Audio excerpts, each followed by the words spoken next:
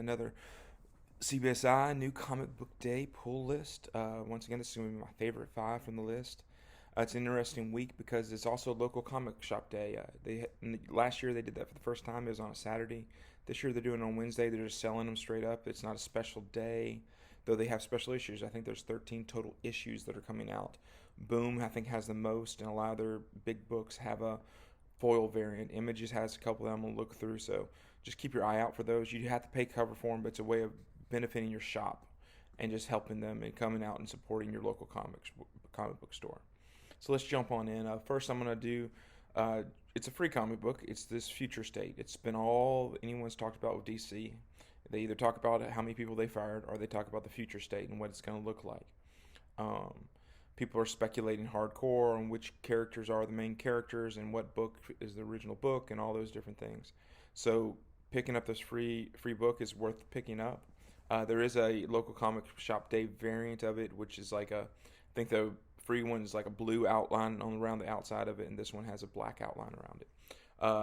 I'm not sure how many you have to order to be able to get it, but I do know stores can sell that, and so they will be selling the variant, the store exclusive copy, for a certain price.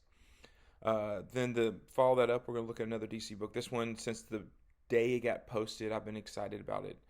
This is DC's Other History of the DC Universe. Has a beautiful gold foil Jamal Campbell cover, and then there's also a silver one for local comic shop day. The one for 25 gold metallic ink one is already climbing above ratio, and I think you're lucky if you find it for $35-$40. You might be able, if you find it for ratio, buy, in my opinion. There's just so many things they might be revealing about retconning different things, and maybe there's be new characters that will come back up and become important, especially with the future state.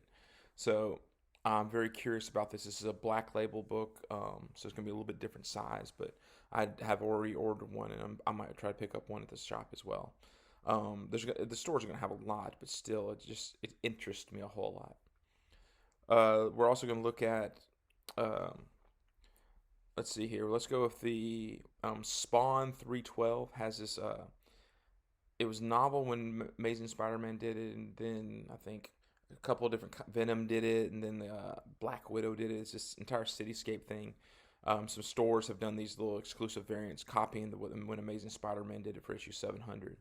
But it is sort of cool to see it on Spawn and see all the different. Everyone who's ever created Spawn is supposed to have their name on the cityscape of Spawn swinging through the sky. So I've ordered one. I just think it's sort of fun to have.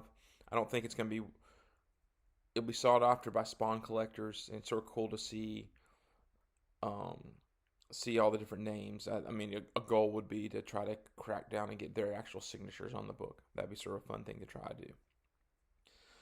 Then also Amazing Spider-Man 53. Last week I talked about the 52, I guess it was 53 with the LR, the thing they're doing with the Last Remains story arc. But they're doing these 1 for 10 Miles variants. The last one was a $20 book. It was a 1 for 10 that went for $20 out the door, and slowly climbed, even made the top, I think it was an honorable mention on the top 10 list last week. This one has Miles. Looks like he's even playing video games on it. I sort of like it. So that's one I'm going to keep an eye out for. And if I can get it for $10, I'm definitely going to pick it up. And then finally I want to talk about, and I feel like I'm high on this book, whether or not it's sold out at Midtown. This is Marvel Action Chillers #2. Has Elsa on the cover. Elsa Bloodstone. She's being introduced to this IDW Marvel Action world. It's also Cap Werewolf. I've always had a soft spot for him. I remember back as a child collecting Captain America and Werewolf books. They were just a fun arc, thinking it'd be worth something. It never was, but it had some really good art to it. So once again, guys, this is CBSI. This is the New Comic Book Day pull list. This is my favorite 5. Hope you enjoyed.